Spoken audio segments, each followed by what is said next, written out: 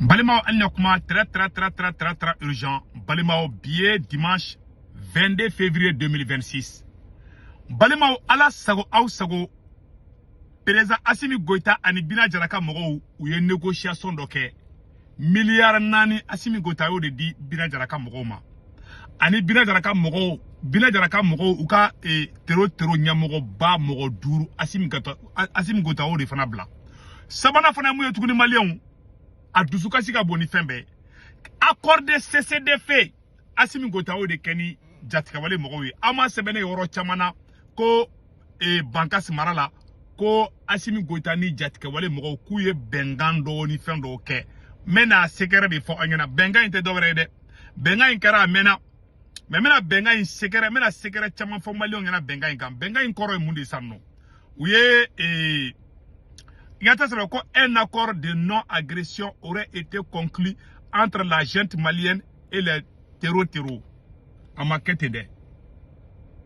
Mais à vrai, mais nous n'y faut Malien. Malien. Et Bina de la Camoro, aya bela de la remarqué que les flana ou faut malaka nga citernou attaqué de. Depuis Bina de la Camoro, citernin bola ou kungolo tege, les flana ou attaqué Jordoni. Citernin chamameka dosi sang. Assimi Goïta négociation de Kenoui. Ka milliard nani douma. Malien beka kuma iname. Assimi Goïta milliard nani de douma. Kuka moko duru. Ou yere de fana siki ka choisi. Ame fe ngani moko inde ka bla. Ou yere o lisi ke ka di Assimi Goïta ma Assimi Goïta ou bla. Ama février d'amenena. Début février d'amenena tout à l'heure. Le 2, le 3 et le 4 ou bien le 4 ou le 3 février. Donso yet le nan de kabe le sabaka bobo dongo do ka viro ke ko Bina Jaraka mogo be feka taka u ka woro la donso ma mu famia Assimi Goïta ni Bina Jaraka mogo ye accord ko imbe sena depuis chauffeur kungolo matege accord ko kuma imbe sena mais uye akisa abina fo eni mogo be négociation na ibe ka ifika force irala. Donc Bina Jaraka mogo ye depuis citernin bola ou da ku kante ke ku subla sarabaka Assimi Goïta accord to accélérer ku ga waru duma Malien on reflète à comment il faut un habit Assimi Goïta kona ma wulika joke sugalo nyakora na ko ça ne va pas ma fongo attaquer seka ket le flana de c'est possible mais citernin munundona ntado accord nget li hake minye mais milliard nanin dira anika Bina Jaraka mogo ka mogo duru ku yere de lisi ke ka di Assimi Goïta ma Assimi Goïta u ka mogo bla o la citernin bedu Malien o kofa tugoni donso ka or la banjakara oro na u ye permission de di Bina Jaraka mogo ma u bse ku yala chogo mun kadu yembe ku kana se mogo ma c'est-à-dire que imaye Assimi ka préfet amaye donso ku dimina wakati dola ou comme faire donso désarmé de quoi d'abord de marfa mine donso là donso qui sigi nous ka marfa oui et jadisu ni marfa ka yala banjakara yoro jaku yala yoro ja Malien o de bengambi Bina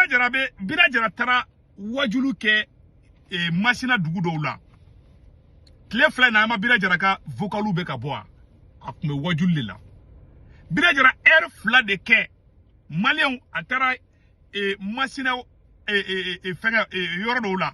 ki sigi ka air flake ka tibla dugula do ma wa Bina Jaraka mena ni dugula ndo masina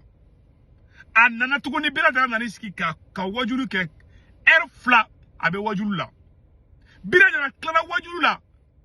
air fla ke wajulu la Mali armée ka kan ani Bina Jaraka kun sigile me woro mina ka wajulu ka atali kilomètre durubo mais armée masuma emaye Bina Jaraka mogo ni doso tura nyona Mali armée ma son ata doso deme o bébé accord là Malien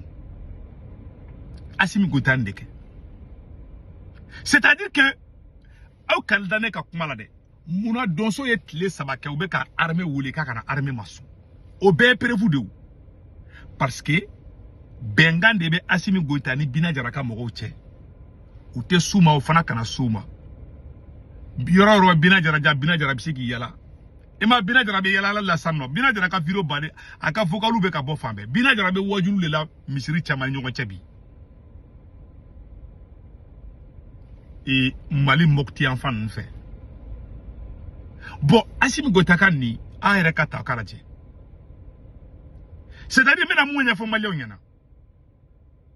Ali frustration chama be ka kebi abebe ka bor lema doso ko et puis katla ka pere Assimi Goïta ka préfet nu gouverneur katla ku bla ko ka ta fo doso yana ko doso kara marfa chi jadi sula ku te suma ko CCD fait doso de maçon petou or comme doso maçon ou doso fana sacrifier ko lu toyi majugu ngata doso kala Assimi te fait kak Assimi ka tugu barbar de ke malien chama te ka oroni famia c'est-à-dire qu'avec ka tugu barbar de ke et puis avec ka ndaba kamadi bon ni Assimi be ka ni munkeni ka bina jara ka mogo toyi ko be kola ni aye jatka wale mogo te ka so kodoma parce que benga ne bu ni gouvernement che mogo munu bala ay négocier ni ouye Assimi Goïta be ka négociation kenu ye kuyi Assimi Goïta Mali milliard nan de taka duma Assimi be ka négocier nous de ni ne mogo do non anga siki ga foke jawa fana ko siki ga foti Assimi be ka siki ga foke nous kuyi Assimi siki ga fot la nous ko wara bana be bo Assimi kama tukune Assimi bo feke ni karme chi ko wulu farba ni ga wulu fara faka ko dota biki ni ga wulu fara faka dota biki Assimi ga wulu fara mbe faka i ga ben le cerveau yo boy ye shogel mai ga numbe boy abasi dambele munu mbe kele do ali nema sagara yo be kele ili jonde be nyongo mbulu bi ngalonde ke law propagandisu olu se ga jamana jo bon Assimi Goïta be ni bara jugu minata Assimi ba don ale be genga boy don la fanga ina donc abe ni tugu bari proutu parata nbeke o ka n'ale gena domina na Assimi ba do ale be gembe yana ka gen abe yoro benyami comme ça n'ale gena dron ni koto urugutura dron abe foko ala kunga Assimi toyi kasro a fenjugu kunya fan ya ledi et c'est malin yo kuma famille Assimi be ka accord mununke ni sorasi do nana kudeta ka Assimi la o ki ba accord ma iba jadi sube wuli ka attaquer damne fambe mo ba fo ala halan ku nga Assimi toy mais o tseka toyo parce que ay Assimi tiende ke parce que aller ou dige war dundi la voilà la réalité c'est pour cela ne ba fo Mali sorasi ngena ma munumbi se ka Assimi ngon ka gen 600 sinon le Mali est déjà foutu. Wallahi Assimi ka wardi mo wonno. Avec la négociation que nous côté bela. Nega ni borane information ne be informé. Abe réseau fambe o yerate de ne mbolo da ko inki sedika. Aw ni alache. Assimi Goïta fle ka tero chama bade bo. Alu wole la hali ka armée wole kaka taka jadisu ku goshi utara kulu de bombardier. Ne ma fode anga ambalma chero ka kuma la men. Tado ninkara domine la quoi. Mais en tout cas voilà. Anga balma cheka kuma la me malien bela jelinga ni kuma ina me aw dabali bena bansiza aba foko ko ja ko segu tungara ira ni video bo rojime abaka kuma ina me dorun taga ja neti sege mo ni be min do be kuma ka daga do rola anga du la le sabana ndila sondo bora jala sogunni malfay ni sar kombawi wona na yela fokulu wayele ata yulo ko ka ta se anga dula skimi ga fole dorunu ta boni peut-être dula min kara an yere nyefe face à face population yere nyefe min ke bada be so do foko o sele njugu fle du mo ko ya ni no fe fama o fe sar ko matigu fe malfatu fe ko ka ere sabani wana diwu mo kajo nyomu mbe jigino kuna akasabare kajwa amupo umaso billahi malefa mamaso ko umaso abela jeli ay sanno anga flana fan la metuguni ame fe malefa maka don aye mo mun bila an fe an wani ma wajoro foyi parce donji ni joro ama jigi ya foyi de ye kwa ta fo ko do ya ansoro wonna na ambobulu la akile make mo wakeme flani ko afagala dugu mo gani ko wulila mais o ta do mo ko biso ko artari fana be o wo bunga ta dugu gwesi ko kulu sanfɛ kulu min mɔgɔ ma deli ka yɛlɛ a sanfɛ an bɛ fɛ mali fanga k'a dɔn a ye mɔgɔ minnu bila an fɛ yen an kɔni ma ka jɔyɔrɔ foyi ye fasodenw ye. c'est-à-dire a bɛ ka mun fɔ bamanankan de don quoi a bɛ ka mun fɔ u ye mali sɔrɔsiw de wele k'u ka taga terroriw kɛlɛ u taara bombardement kɛ kulu sanfɛla yɔrɔ dɔ la ka sɔrɔ hali limɔgɔ tɛ yen hali foyi tɛ yen ka sɔrɔ ka taa fɔ ko olu taara mɔgɔw faga parce que armée démoralisée don armée de l'air nema général nema sagara kun bɛ yen de u bɔra yen u y'o minɛ k'u libu ka armée démoralisée k'a basi danbele nema depuis olu minɛ dɔrɔn armée ma moral sɔrɔ bilen donc minnu fana bɛ fɛ ka kɔnɔna juguyaninw kɛ u b'u yɛrɛ kɛ u b'u munumunu n'a fɔra bi ko mali sɔrɔsi de bɛ wuli bi k'a ka taga terror kɛlɛ a tɛ sɔn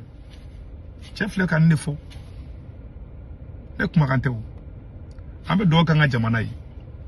en tout cas mali kɛ nin filɛ dɛ nin ye mali kɛtɔ somali ɲɔgɔn na si ne bɛ ka kuma nin fɔ a y'a sɛbɛn ka da dɛ an kɔni bɛ dugawu kɛ an ka jamana ye ni sɔrɔsi halala dɔ bɛ yen a ye fara ɲɔgɔn kan k'a si min gɛn wala i pe pas n bɔra kuma la ala ka hɛrɛ kɛ mali ye maliyɛnw o tɛmɛnen kɔfɛ ka b'a la tuguni